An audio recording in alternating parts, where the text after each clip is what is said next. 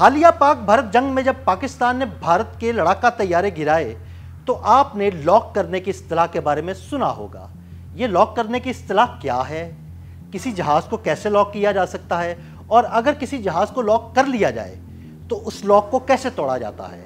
آئیے ایسے بہت سے سوالات کے جوابات جاننے کی کوشش کرتے ہیں۔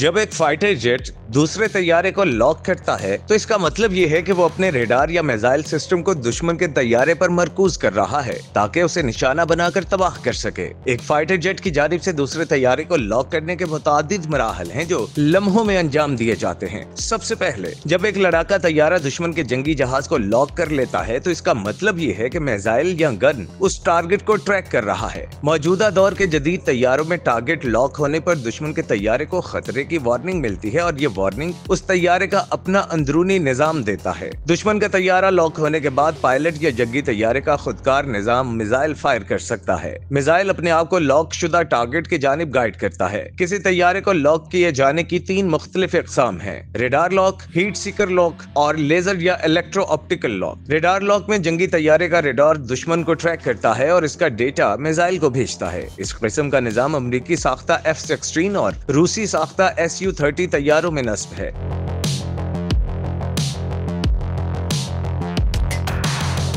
دوسرا طریقہ ہیٹ سیکر لاک کا ہے جس میں میزائل خود دشمن طیارے کے انجن کی حرارت کو پکڑتا ہے اور اس طیارے کو لاک کرتا ہے۔ اس کی واضح مثال AIM-9 سائیڈ وائنڈر میزائل ہے جو فضا سے فضا میں مار کرنے والا شارٹ رینج میزائل ہے۔ تیسرا طریقہ لیزر یا الیکٹرو آپٹیکل لاک ہے۔ یہ سسٹم دنیا کے جدید ترین طیاروں میں نصب ہے جبکہ امریکی ساختہ جدید ترین جنگی طیارہ F-35 EOIR سسٹم سے بھی دشمن طیاروں کو لاک کر سکتا ہے۔ اب سوال یہ پیدا ہوتا ہے کہ کیا لاک ہونے کا مطلب یہ ہے کہ میزائل ضرور فائر ہوگا؟ تو اس کا جواب ہے نہیں، کیونکہ کسی طیارے کو لاک کرنا صرف نشانہ لینے کا عمل ہے۔ لاک کرنے کے باوجود پائلٹ یا کمپیوٹر کو فائر کرنے کا فیصلہ کرنا ہوتا ہے، جیسے پاک بھارت جنگ میں پاکستان نے کئی بھارتی جنگی طیاروں کے ساتھ کیا، یعنی انہیں لاک کرنے کے باوجود میزائل فائر نہیں کیے اور کئی طیاروں کو تباہ نہیں کیا۔